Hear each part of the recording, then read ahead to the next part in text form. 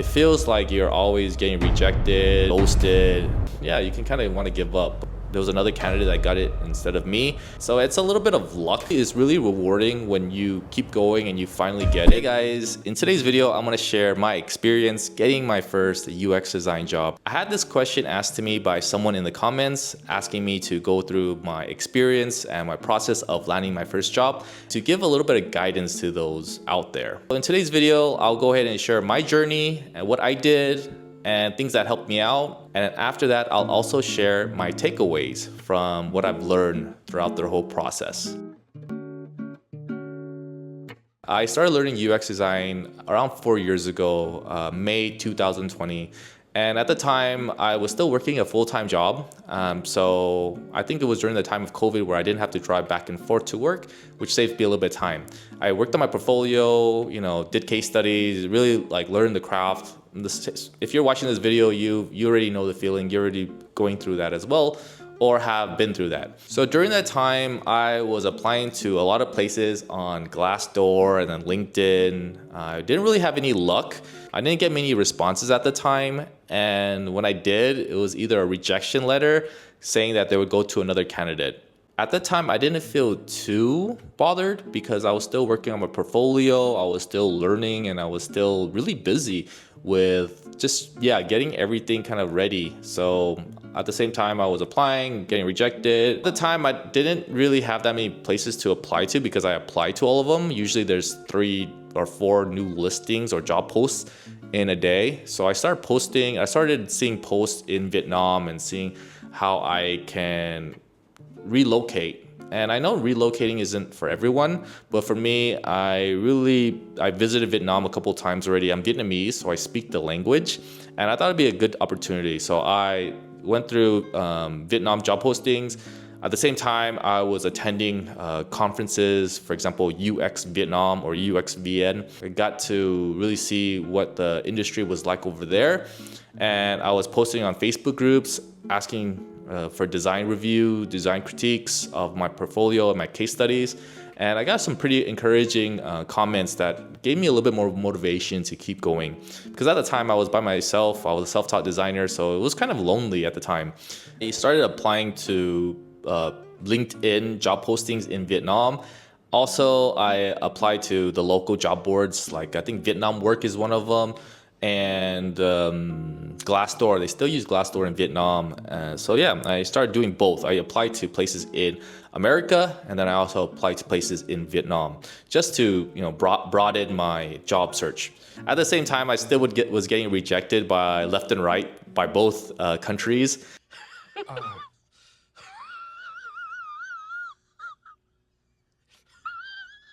So it wasn't necessarily easier. It was just more, opening more doors, if you want to consider it like that. I specifically remembered going to an interview for Shopee. And at the time, Shopee is a big e-commerce website, operates in Vietnam and also operates in other countries in Southeast Asia. And really wanting that job, I finished the interview, and unfortunately I didn't get it. There was another candidate that got it instead of me, or maybe they just found a better candidate for that role. And I think that's what you have to accept in the job search. I've been in situations where I'm in the very last round and they went with another candidate, and it does suck, but just don't feel too demoralized and just keep going. It really is really rewarding when you keep going and you finally get it. But during that time, it feels like you're always getting rejected and ghosted, and the interviews don't go pan out the way you want it to. And you can kind of want to give up. But if you're really passionate and if you really want to get into design, then I think persistence is really key. And also during that time too, I was trying to network, and not network in the sense where going out and meeting people, but in a way where you can talk to people, try to reach out. And when you are trying to reach out to people, asking them for guidance or asking them for mentorship, be very specific in this. At the time, I wasn't specific at all because I was still learning everything. All right, I was asking questions like, oh, can you look over my portfolio? Want to get some advice? Maybe I'm asking someone and I phrase it in this way. I'm a self-taught UX designer that has worked on a couple case studies, and I'm trying to incorporate more data into my case studies to make it more compelling, um, you know, more compelling case study. So, what would you do to include qualitative or quantitative, data or qualitative user research into my study so that I can make a more thoughtful design decisions or include it in the rationale. And you can ask that and then maybe give a link to a specific case study. There's a lot of content creators out there too now that do like portfolio reviews, and I've seen a lot of good ones. So you can do that, and it's a little bit more thoughtful, a little bit more easier for the person that's receiving your question to answer your question. And at the same time, maybe you can think about what you can give to the person you're asking to. Like what can you provide for them? I saw a video with AJ and Smart, like someone was just writing the cliff notes or writing the notes for their podcast, and then he actually ended up getting a job. I think the whole idea of that is like radical candor.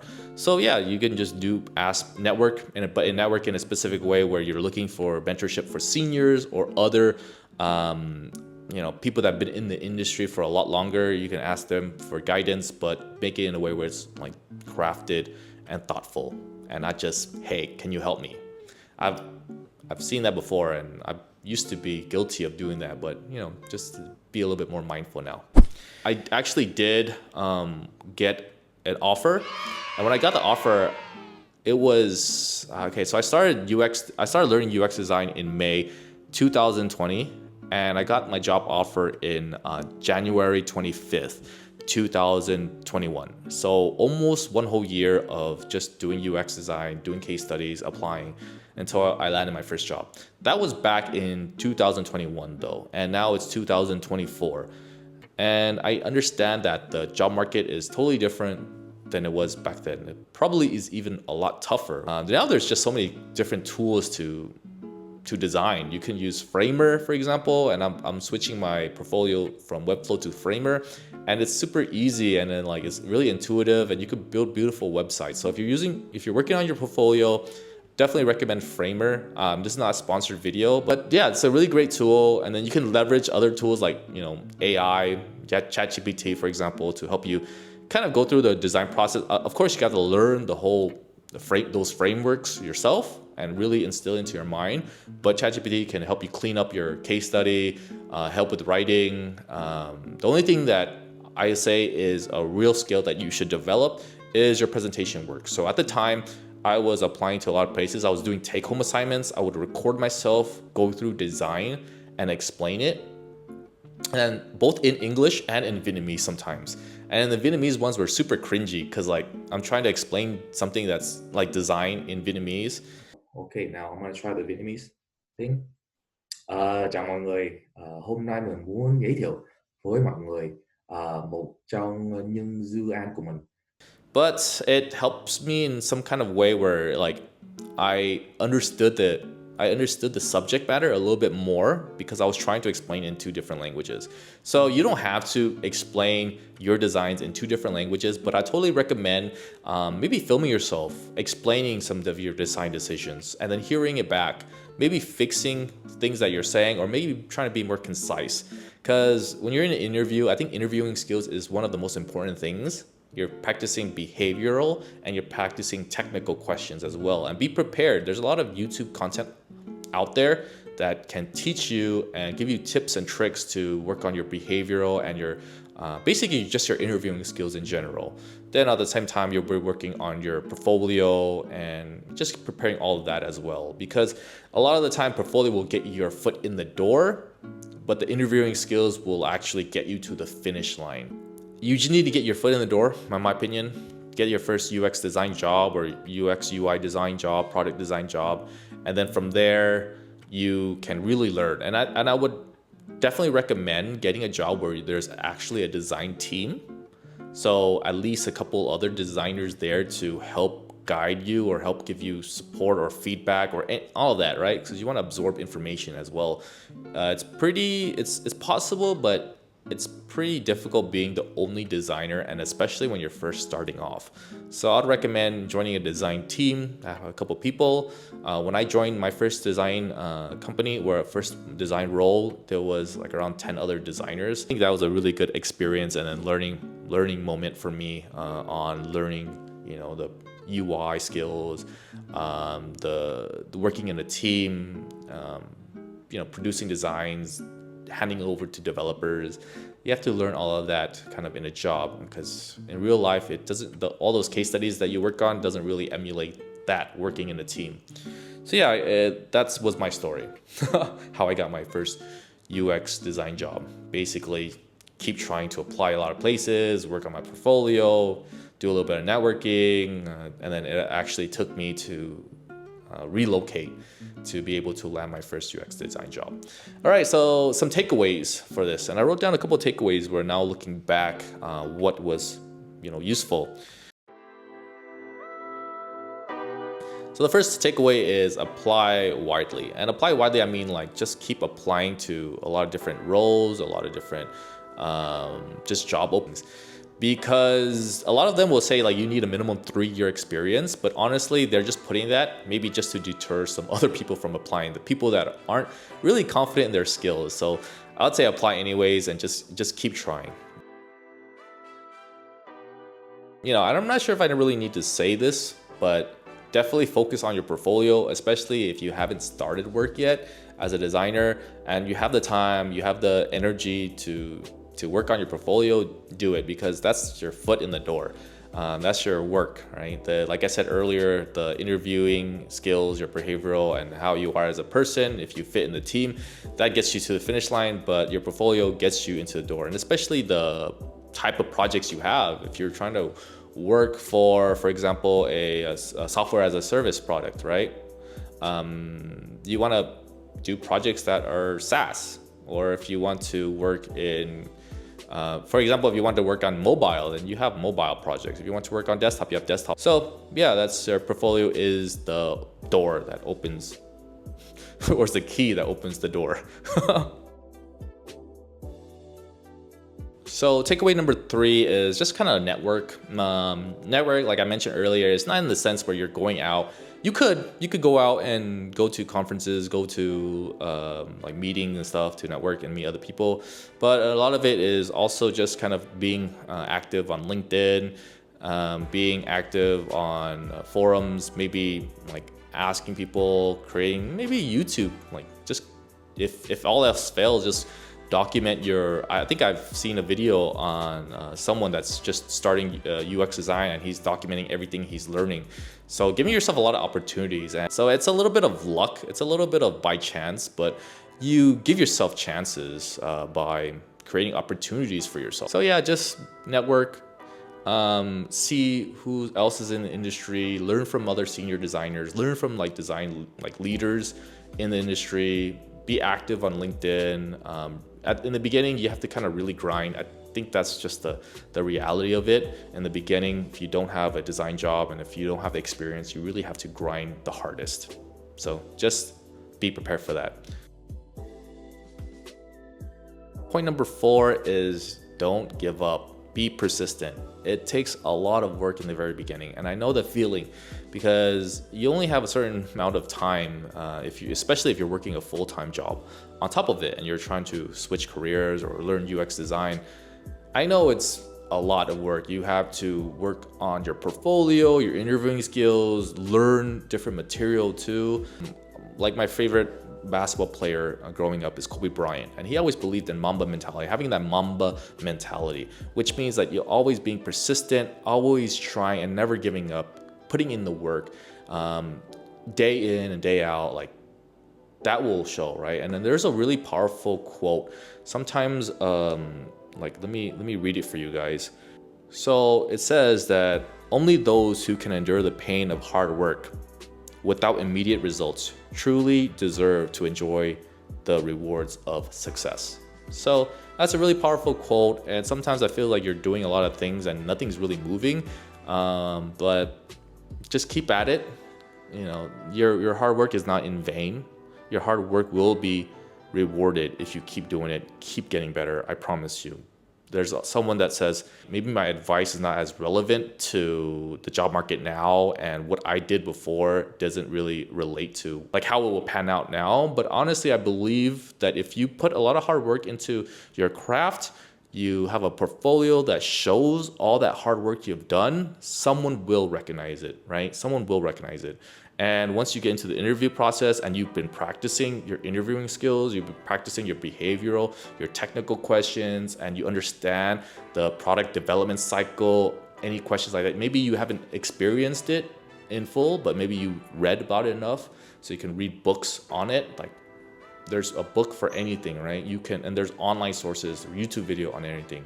So if you really put in the work into it, you can achieve your dream. You can achieve getting that first UX design job. I'm not sure if it's your dreams, but hey, you can get that job that you always wanted, right?